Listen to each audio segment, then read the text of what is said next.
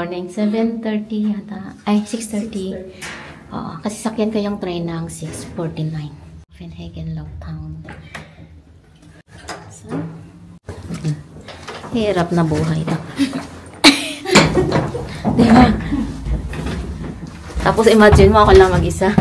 Paano ako nakakalabas, nakakapasok. Yeah. So, 2 tao lang dito ano nila. Oh. 5 person, pero 4 na tayo sa luggage. Oh, I'm going to Copenhagen airport. I'm going to Philippines. So I'm traveling. Is it okay now? Yes, sir. Okay. Have a nice day. See you guys. See you. We're welcome. See you next time, yeah? Just open the door for me to be. Ah, okay. Sorry, my pleasure. Yeah. See you next time. See you. Remember to come back. Yeah, it's a nice place. Thanks. Take care. Hi, hi. Bye. Kaya naman siya sis, pag halimbawa nga ito lang madala mo, pero kung may isa ka pa, hirap na. 32 na rin pala.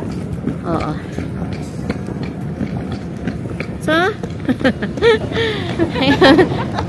yan lang o, diba? Ha? Yan lang yung station. Lapit na. Kaya pinili. Ingay no? Nauna hindi. Sabi ko, ingay. Humihilip ka pala? Humilik ako? Oo. Hindi ko na ano. Pero ingay. Ingay ba? Ano ba? Train. 3 o'clock gising na ako eh. Hindi na ako makatulog. Ah. Tapos sabi ko, lakas pala nitong humilik. Late din ako natulog eh. Ah, late ka din natulog? Oo. Tulog ako? Hindi ka pa tulog? Nakikinig ako ng ano. Ah. Okay. Copenhagen Lockdown. Oo. Tapos, Buksan. kahit wag ng ano, last na yan kasi. Oo. Malapit lang naman. Ano yan, no? No.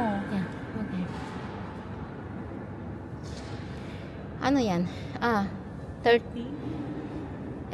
Ito, 44. 57 lang dating, di ba? Abot ba? Yeah. Oo. Tama ito.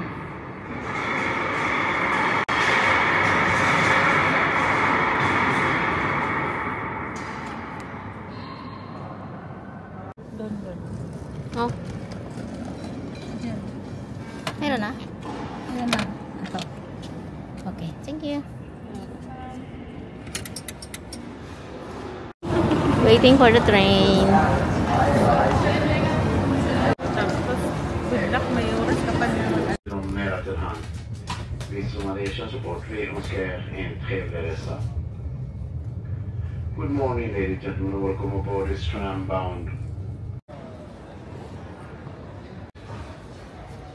I am thankful and grateful kasi yung kilo ng aking bagahe is totally 40 kilos. So, walang natanggal. Kinilo ko naman siya sa bahay, pero kasi pagdating dito sa airport, iba man yung kiluhan, diba? So, a little bit nervous talaga ako. But, sabi nga nang nag-check-in, sabi niya, perfectly. Ano talaga, 40 kilos. Kasi yung isa is 29, at yung isa is 11. So, ayun guys. So, punta na tayo sa control. And, pupunta na ako sa gate ko, guys. C39. Punta na tayo sa ating gate. Pa Abu Dhabi.